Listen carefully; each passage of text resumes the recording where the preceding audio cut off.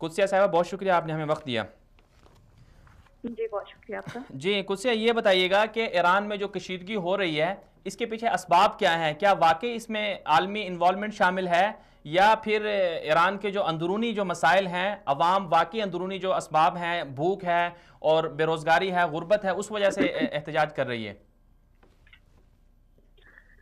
बिस्मिल्लाहिर्रहमानिर्रहीम। देखिए, सबसे पहली बात तो यह है कि किसी भी मुल्क के अंदर जब अंदरूनी खलफशार पैदा होता है तो उसकी वजूहात अंदर ही होती हैं। बैरूनी ताकत ने कितनी भी कोशिश कर ले, अगर आपके अंदरूनी हालात ठीक है तो ठीक है, तो कोई बाहर से कोई कुछ नहीं कर सकता। जी। तो ये तो कहना बिल्कुल फजूल है कि ईरान में जो है वो अंदरूनी मामला दुरुस्त हैं। तो अगर ऐसा होता तो जाहिर है कि आप और मैं कितनी भी कोशिश कर लें, किसी भी जगह आप किसी घर में झगड़ा नहीं करा सकते थे, तो एक पूरी कौम की बात है। मसला ये है कि उन्होंने इनकी जो इकॉनमी है ईरान की, पिछले कई बरसों से बहुत डाउन जा रही है। जी। अच्छा, इस दौरान उन्होंने ईरान में पाबंदियों का भी सामना किया है, जो जौहरी डील उसके बाद हुई थी, उसके बाद ऊपर से पाबंदियां भी उठ गई थी और उनकी यूरोप के साथ दोबारा जो है वो सारी ट्रेड वगैरह शुरू हो गई थी और ऑयल की सप्लाई उन्होंने बेचना भी शुरू कर दिया था। तकरीबन 7 गुना ज्यादा उससे बढ़ गई थी ट्रेड। तो ये बेहतर तो हुई थी, लेकिन इसके बाद उन्होंने 2011 में जब अरब स्प्रिंग शुरू हुई है तो जो हदाफत शुरू की है और ईरानी रियाल जो है वो उधर एक तरह से फेंकना शुरू किया है। तो अब आप हिसाब किताब लगाएं तो इस साल का इसका जो बजट खसारा है ईरान का, वो $10 बिलियन के करीब है। जी। और ये वही खसारा है जो इन्होंने पासदारान इस्लाम को फंडिंग की है शाम के अंदर और इराक के अंदर और दूसरी जगहों पे लबनान में हिजबुल्लाह को की है।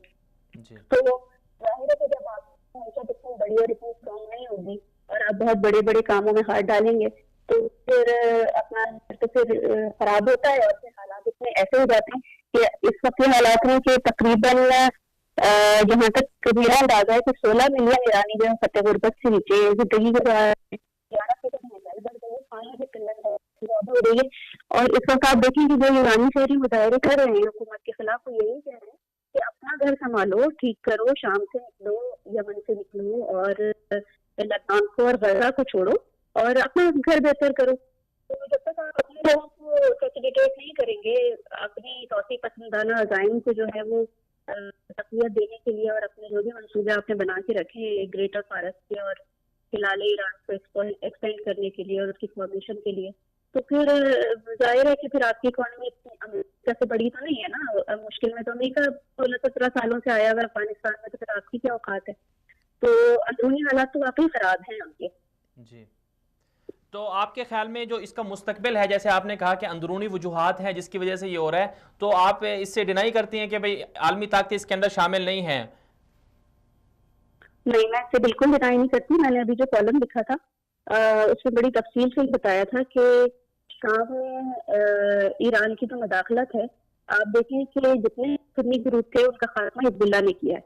जी। दाइश के मुकाबले में दाइश को मैं सपोर्ट बिल्कुल नहीं करती। आप किसी भी दूसरे सुन्नी ग्रुप नाम ले लें, अलकायदा, नुसरत, जबहतुल नुसरत, किसी का भी ले लें, तो जी। जितने सुन्नी ग्रुप है उनको बड़ी सफाई से और बड़ी टेक्निक के साथ जो है वो ईरानी मुसल्लह ग्रुपों ने, हिजबुल्लाह ने, पासदारान ने और एक दो और ग्रुप्स हैं, उन्होंने रिप्लेस किया है। और उसको पूरी दुनिया जानती है कि पूरी तरह से ईरानी सपोर्ट हासिल रही है, वहाँ पे इन्वेस्टमेंट्स हो रही हैं और उन्होंने ठीक ठाक पैसा भी वहाँ पे बनाया है। तो असल में वो ये रहा है कि जितना पैसा आप लगा रहे हैं वो अपने मुसल्लह ग्रुपों पर, मिलिशियात पे लगा रहे हैं। हिजबुल्लाह तो बाकायदा एक 1.5-2 लाख की आर्मी है, लबनान आर्मी से भी बड़ी आर्मी है और मुसल्लह जदीद तौर पर मुसल्लह है, तो उसकी तो आप बात ही छोड़ दें। और जरा खुद वहाँ पर मौजूद है, तो जब आप लोगों की जेब से जो है वो जेबें खाली करके आप दूसरी जगह पर डालेंगे तो क्या मैशत डाउन होती है। अब जहाँ तक ये सवाल है कि आलमी उसके अंदर कोई साजिश मौजूद है या नहीं है, तो मैं इसका इस सवाल का जवाब पहले दे चुकी हूँ कि अगर आप खुद स्ट्रॉन्ग होंगे तो कोई आलमी साजिश काम नहीं करती। लेकिन हुआ यह है कि सुन्नी ग्रुप का और सुन्नी जो जिहादी ग्रुप है, जाहिर है कि बशार की हुकूमत तो टपल डाउन होती और जो हो सकती थी, बहुत अच्छे तक इस तरह की सूरत हाल रही है।